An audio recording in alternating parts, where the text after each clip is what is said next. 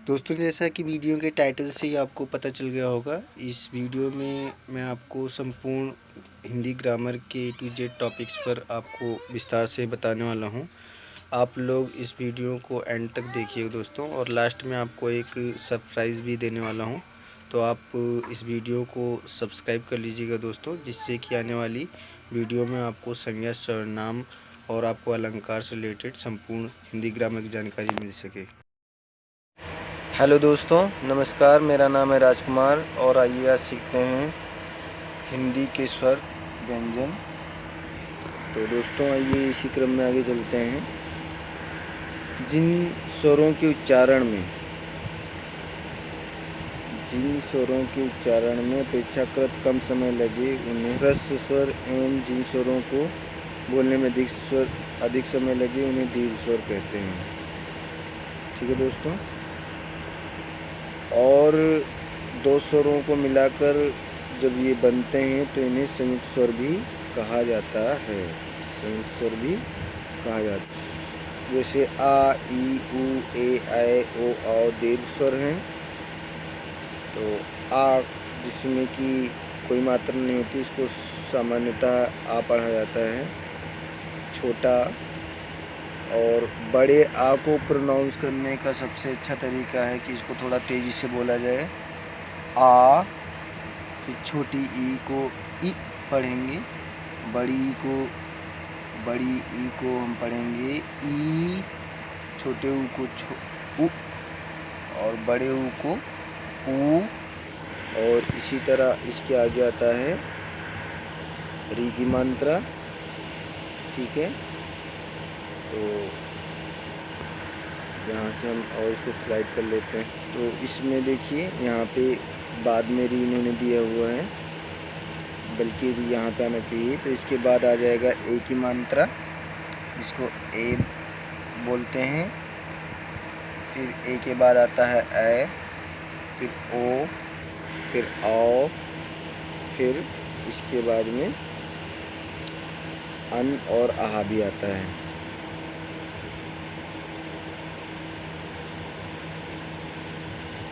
अन और आहा। अब इसके बाद में व्यंजन देखिए।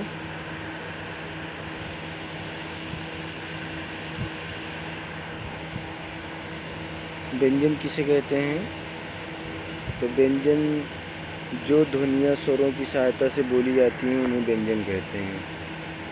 आपको दोस्तों इतना ही याद कर लेना है, समझ लेना है कि जो ध्वनियाँ स्वरों की सहायता से बोली जाती हैं उन्हें व्यंजन कहते हैं।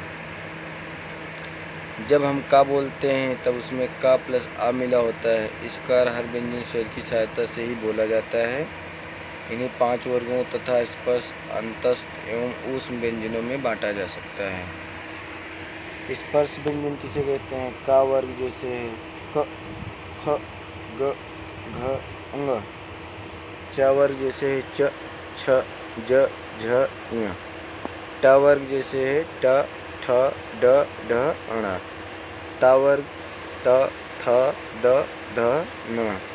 पा वर्ग जैसे प, फ, ब, भ, म। इसी तरह है दोस्तों अंतस्थ, या, रा, ला, व। ठीक है, या, रा, ला, व अंतस्थ हो गया। ऊष्म में क्या आएगा? श, शरीफा वाला, षटकोण वाला श, और फिर सरवता वाला श, ह और संयुक्ताक्षर। इसके अतिरिक्त हिंदी में 3 संयुक्त व्यंजन भी होते हैं, जैसे छ और त्र और ज्ञ। इसको पढ़ेंगे क प्लस श, कुछ, त्र, त और आ मिला के त्र, और ज प्लस य मिला के ज्ञ। हिंदी और वर्णमाला में 11 स्वर और 33 व्यंजन अर्थात कुल 44 वर्ण होते हैं तथा 3 संयुक्ताक्षर हैं। वर्णों के उच्चारण स्थान। तो भाषा को शुद्ध रूप में बोलने और समझने के लिए विभिन्न वर्णों के उच्चारण स्थानों को जानना आवश्यक है।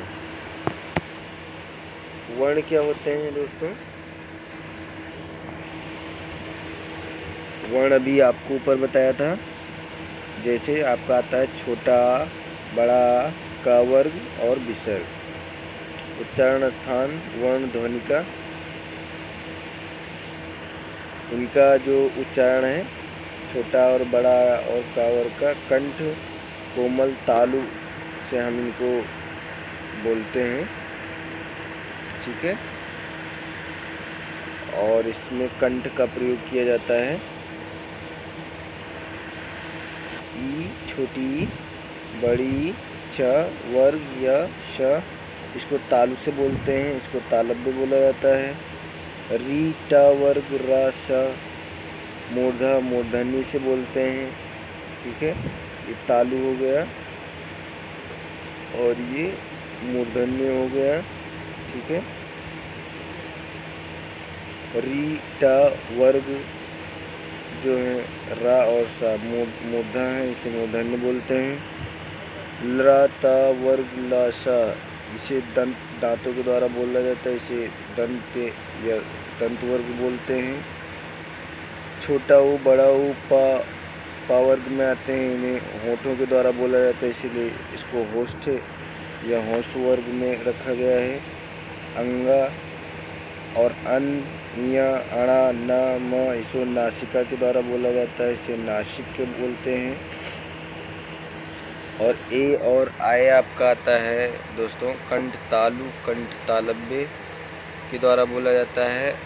ओ और आओ कंठ होष्ठ के द्वारा बोले जाते हैं, इसे कंठोष्ठ ठीक है, कंठोष्ठ बोलते हैं। वह दंत और होष्ठ को मिलाकर बोला जाता है वाह। आप लोग इसको दांत और होष्ठों के द्वारा प्रोनाउंस करेंगे। और हा को आप स्वर यंत्र अली जिह्वा के द्वारा इसको बोला जाता है। अनुनासिक ध्वनियों के उच्चारण में वर्ण विशेष का उच्चारण स्थान के साथ साथ नासिका का भी योग होता है। अतः अनुनासिक वर्णों का उच्चारण स्थान उस वर्ग का उच्चारण स्थान और नासिका होगा। अब जैसे अन में कंठ और नासिका दोनों का प्रयोग होता है, अतः इसका उच्चारण स्थान कंठ नासिका होगा,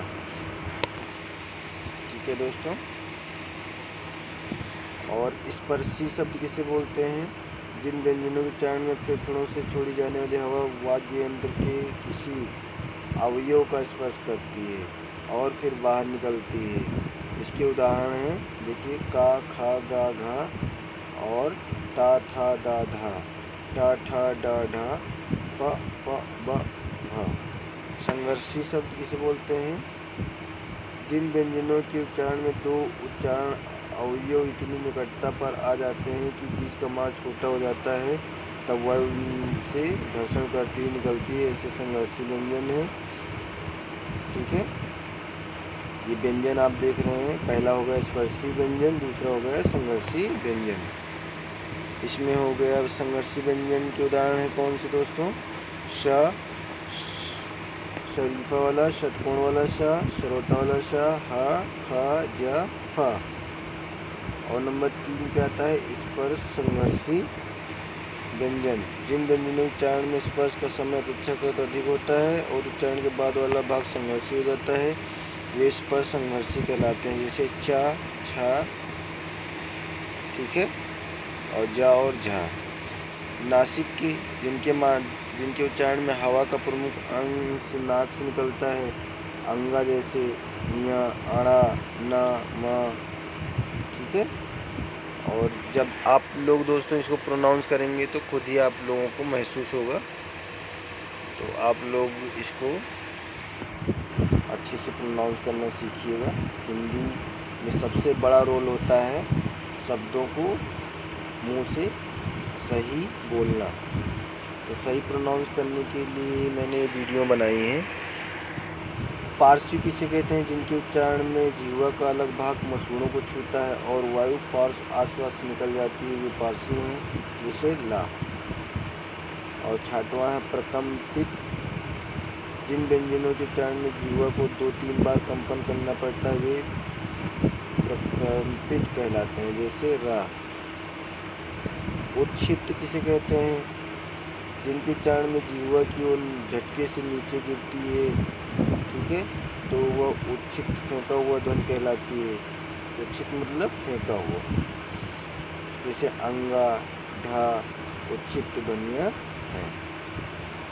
संघर्षहीन, जिन ध्वनियों के उच्चारण में हवा बिना किसी संघर्ष के बाहर निकल जाती है वे संघर्षहीन ध्वनियाँ कहलाती हैं।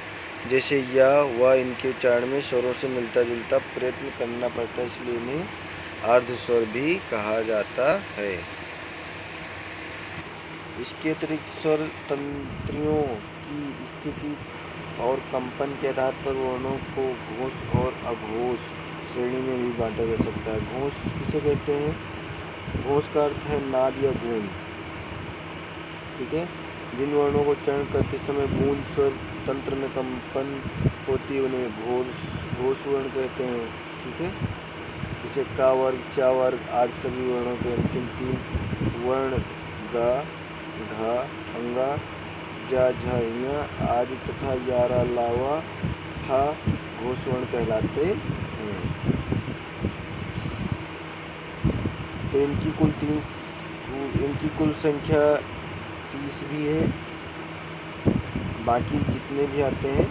तो अघोष क्या होता है? इन वर्णों के उच्चारण में प्राणवायु में कंपन नहीं होता है, अतः कोई गूंज न होने से ये अघोष वर्ण होते हैं। क्योंकि जिनमें कंपन न होने अघोष कहते हैं, जिसमें कंपन हो उन्हें घोष कहते हैं। गूंज जिसे बोलते हैं दोस्तों। सभी वर्गों के पहले और दूसरे वर्ण का, खा, चा, छ, श, श, सा आदि सभी वर्ण अघोष हैं।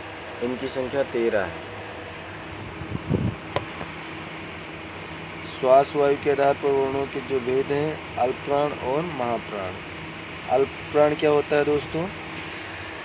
जिन वर्णों के उच्चारण में श्वास वायु कम मात्रा में मुख विवर से बाहर निकलती है, का वर्ग, चा वर्ग आदि वर्णों का पहला, तीसरा और 5वां वर्ण का, गा, अंगा, चा, जा, या, टा, डा, अणा, ता, दा, ना, पा, बा, मा आदि तथा या, रा, ला, वा और सभी स्वर अल्पप्राण हैं।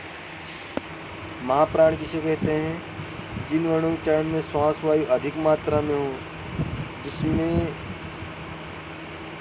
वर्णों के उच्चारण में श्वास वायु कम मात्रा में हो उसे अल्पप्राण कहते हैं। जिनमें अधिक मात्रा में मुख से विवर से बाहर निकलती उन्हें महाप्राण ध्वनियाँ कहते हैं। जिन वर्णों के उच्चारण में श्वास वायु अधिक मात्रा में मुख विवर से बाहर निकलती उन्हें महाप्राण ध्वनियाँ कहते हैं। प्रत्येक वर्ण का दूसरा और चौथा वर्ण खा, घा, छ, झ, ठ, ढ, थ, ध, फ, भ तथा श, स, ह महाप्राण है। और नासिक ध्वनियों के उच्चारण में नाक का सहयोग रहता है, जैसे अ, ई, ऊ आदि। देवनागरी लिपि तथा हिंदी वर्तनी का मानकीकरण। भारतीय संविधान में हिंदी को भारतीय संघ की राष्ट्रभाषा के साथ राजभाषा भी स्वीकार किया गया है तथा उसकी लिपि के रूप में देवनागरी लिपि को मान्यता दी गई है। भारत सरकार की शिक्षा मंत्रालय एवं संशोधन विकास मंत्रालय के अंतर्गत केंद्रीय हिंदी निदेशालय के तत्वावधान में भाषाविदों, पत्रकारों, हिंदी सेवी संस्थाओं तथा विभिन्न मंत्रालयों के प्रतिनिधियों के सहयोग से देवनागरी लिपि तथा हिंदी वर्तनी का एक मानक रूप तैयार किया गया है। यह स्वरूप ही आधिकारिक तौर पर मान्य है, अतः इसका ही प्रयोग करना चाहिए हम लोगों को। तो आइए देखते हैं देवनागरी लिपि का निर्धारित मानक रूप क्या है। स्वर में जो है वो पढ़ा जाता है छोटा, बड़ा, छोटी, बड़ी, छोटा ऊ, बड़ा ऊ, री, ए, आए, ओ, आओ। मात्राएं इनकी होती हैं।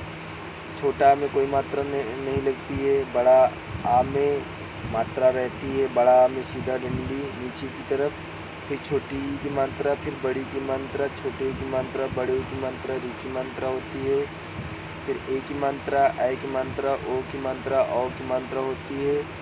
और फिर इसके नीचे आ जाते हैं अनुस्वार, और अनुस्वार में अन आ जाता है, अन की बिंदी जिसे बोलते हैं। विसर्ग में आ जाता है आहा, इसको आहा की मात्रा बोलते हैं। अनुनासिक चिन्ह क्या होते हैं? जो ऊपर चांद बिंदी की तरह लगे होते हैं उन्हें हम लोग क्या बोलते हैं? अनुनासिक चिन्ह। ऐसे होते हैं अनुनासिक। यस। व्यंजन किसे बोलते हैं दोस्तों?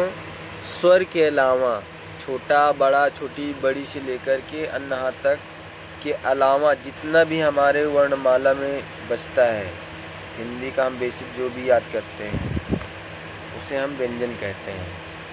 का, खा, गा, घा, अंगा, चा, छा, जा, झा, टा, ठा, डा, ढा, अणा, ठीक है, ता, था, दा, धा, ना, पा, फा, बा, भा, मा, यारा, लावा, शा, श, श, ह। संयुक्त व्यंजन किसे बोलते हैं? छत, त्रंग, ज्ञ और स्रा को संयुक्त व्यंजन बोलते हैं। इसको हमेशा याद रखेंगे दोस्तों आप लोग। संयुक्त व्यंजन कौन है? छत, त्र, ज्ञ और श्र। इनका प्रयोग कई स्थानों पे होता है दोस्तों। आगे आने वाले समय में हम आप लोगों के साथ डिस्कस करेंगे इस पे बहुत ही विस्तार से। तो आप लोग वीडियो को देखते जाइएगा, बहुत ही इंटरेस्टिंग होने वाला है हिंदी टॉपिक्स दोस्तों। जितना बोलने में हिंदी सब्जेक्ट आसान लगता है उतना है नहीं। अगर देखा जाए तो जो इसकी महत्ता को समझता है, इसके व्याकरण को समझता है, वो इसको इंग्लिश से भी टफ मानता है। तो दोस्तों आप लोग भी ज़रूर हिंदी सीखिए और काफ़ी गहनता के साथ, गहराई के साथ इसको जानने की कोशिश कीजिए, ठीक है। आइए आगे बढ़ते हैं। हल चिन्ह किसे बोलते हैं? ये रहा आपका हल चिन्ह। हिंदी वर्तनी का मानकीकरण। संयुक्त वर्ण। खड़ी पाई वाले व्यंजन कौन कौन से हैं? खड़ी पाई वाले व्यंजनों का संयुक्त रूप खड़ी पाई को हटाकर ही बनाया जाना चाहिए, यथा ख्याति, लग्न, विघ्न, कच्चा, छज्जा, नगण्य, कुत्ता, पथ्य, ध्वनि, न्यास, प्यास, डिब्बा, सभ्य, रम्य, उल्लेख, व्यास, श्लोक, राष्ट्रीय, यक्ष्मा आदि। विभक्ति चिन्ह किसे कहते हैं? हिंदी के विभक्ति चिन्ह सभी प्रकार के संज्ञा शब्दों में प्रतिपादित के से पृथक लिखे जाएं। जैसे राम ने राम को, राम से, आदि, तथा स्त्री ने स्त्री को, स्त्री से, आदि कहते हैं विभक्ति चिन्ह के उदाहरण। सर्वनाम शब्दों में ये चिन्ह प्रतिपादित के साथ मिलकर लिखे जाएं। जैसे उसने, उसको, उससे। खा में है सर्वनाम के साथ यदि दो विभिन्न तो उनमें से पहला मिलाकर और दूसरा पृथक लिखा जाए, जैसे उसके लिए, इसमें से। क्रियापद क्या होता है? संयुक्त क्रियाओं में सभी अंगीभूत क्रियाएं पृथक पृथक लिखी जाएं, जैसे पढ़ा करता है, पढ़ते चले जा रहे हैं, आ सकता है, खाया करता है, खेला करेगा, घूमता रहेगा आदि। संयोजक चिन्ह। हाइफन संयोजक चिन्ह का विधान अर्थ की स्पष्टता के लिए किया गया है, यथा द्वंद्व समास में पदों के बीच संयोजक चिन्ह रखा जाए। जैसे दिन रात, देख रेख, चाल चलन, हंसी मजाक, लेन देन, शिव पार्वती, संवाद, खाना पीना, खेलना कूदना आदि। तथा आज से पूर्व संयोजक चिन्ह रखा जाए, जैसे तुम सा, मोटा सा, कौन सा, कपिल जैसा, चाकू से तीखेगा। तत्पुरुष समास में संयोजक चिन्ह का प्रयोग वहीं किया जाए जहाँ उनके बिना अर्थ के स्तर पर भ्रम होने की संभावना हो, अन्यथा नहीं। जैसे भूतत्व, पृथ्वी तत्व, संयोजक चिन्ह न लगाने भूतत्व लिखा जाएगा और इसका अर्थ भूत होने का भाव भी लगाया जा सकता है। सामान्यतः तत्पुरुष समास में संयोजक चिन्ह लगाने की आवश्यकता नहीं है, अतः शब्दों को मिलाकर ही लिखा जाए, जैसे रामराज्य, राजकुमार, गंगाजल, ग्रामवासी, आत्महत्या आदि। किंतु आनख, बिना नख का, आनति, नम्रता का अभाव, आपरस, जिससे किसी को छुआ न हो, ठीक है, अपरस, परस में छूना होता है, आ लगा दिया तो उसका उल्टा हो गया नहीं। ठीक है, शब्दों में संयोजक चिन्ह लगाया जाना चाहिए, अन्यथा अनक, अनति, अपरस शब्द बन जाएंगे। अव्यय तक, साथ आदि अव्यय सदा पृथक लिखे जाएं, जैसे आपके साथ, यहाँ तक। ठीक है। अन्य नियम, अंग्रेजी के जिन शब्दों में अर्ध विवृत आ ध्वनि का प्रयोग होता है उनके शुद्ध रूप का हिंदी में प्रयोग अभीष्ट होने पर आ की मात्रा के ऊपर अर्धचंद्र का प्रयोग किया जाए, जैसे कॉलेज, डॉक्टर, कोऑपरेटिव आदि। ये भी बहुत ही इम्पोर्टेंट टॉपिक है दोस्तों, इसको आप लोग ज़रूर समझ लीजिएगा। हिंदी में कुछ शब्द ऐसे हैं जिनके दो दो रूप बराबर चल रहे हैं। विद्वत, समाज में दोनों रूपों की एक सी मान्यता, जैसे गर्दन, लिखा ऐसे, बोला ऐसे जाता है, लिखा ऐसे जाता है। गर्मी ऐसे बोली जाती है, लिखी ऐसे जाती है। बर्फ़ लोग बोलते हैं, बर्फ़ को बर्फ़ लिखा जाता है। बिल्कुल कहा ऐसे जाता है, बोला ऐसे जाता है और लिखा ऐसे जाता है बिल्कुल। सर्दी प्रायः सामान्य सी भाषा है, लेकिन लिखा सर्दी जाता है, ऊपर अर्ध रा लगा हुआ है। कुर्सी, कुर्सी लिखा जाता है। भर्ती, भर्ती। फुर्सत, फुर्सत। बर्दाश्त, बर्दाश्त। वापिस, वापस। आखिर, आखिर बोला जाता है, लेकिन उसको लिखा आखिर जाता है। ठीक है दोस्तों। बर्तन को बर्तन, दोबारा को दोबारा लिखा जाता है। दुकान बोला जाता है, लेकिन लिखा दुकान जाता है आदि। पूर्वकालिक प्रत्यय क्या हैं, आइए देख लेते हैं। पूर्वकालिक प्रत्यय, पूर्वकालिक प्रत्यय कर क्रिया से मिलाकर लिखा जाए, जैसे मिलाकर, खा पीकर, पढ़कर। शिरोरेखा का प्रयोग प्रचलित रहेगा। पूर्ण विराम को छोड़कर शेष विराम आदि चिन्ह वही ग्रहण कर लिए जाएं जो अंग्रेजी में प्रचलित हो, जैसे पूर्ण विराम चिन्ह, जैसे इसमें अल्प विराम हो गया, कॉमा हो गया, प्रश्नवाचक चिन्ह हो गया, संबोधन चिन्ह हो गया। ठीक है। और यहाँ पे आप डैश देख रहे होंगे, डैश जिसे बोलते हैं। ठीक है, बराबर का चिन्ह। तो इस तरह के कुछ चिन्ह पूर्ण विराम चिन्ह के लिए खड़ी पाई का प्रयोग किया जाए। अंग्रेजी हिंदी अनुवाद कार्य तथा अन्य प्रशासनिक साहित्य में विषय के विभाजन, उपविभाजन तथा अवतरणों, उप अवतरणों का क्रमांक करते समय अंग्रेजी के ABC तथा ABC, मतलब बड़ा ABC और छोटा ABC के आखा गा का प्रयोग किया जाए। आभाषा अथवा आ ई आदि का नहीं, आवश्यकता अनुसार 1 2 3 अथवा रोमन 1 2 3 का प्रयोग किया जा सकता है। ठीक है। हिंदी के संख्यावाचक शब्दों का मानक रूप 1 2 3 4 5 6 7 8 9 10 11 12 13 14 15 16 17 18 19 20 21 22 23 24 25 26 27 28 29 30 31 32 33 34 35 36 37 38 39 40 41 42 43 ठीक है।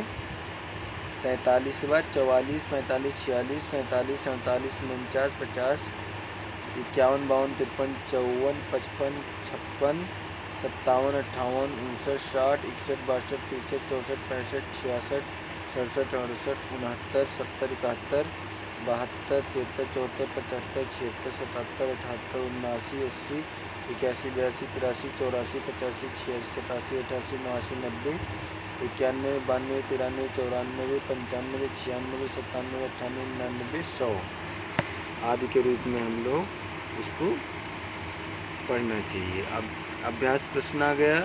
अब यहाँ पे भाषा किसे कहते हैं दोस्तों, और इसमें से आपके सब्जेक्ट से रिलेटेड किसी भी क्लास में आप हों, अगर शुरू से आप इसकी बेसिक तैयारी करते हैं तो ज़रूर आपको कुछ क्वेश्चन भी मिल जाएंगे और उनके आंसर भी इसी में से पेज में से मिल जाएंगे।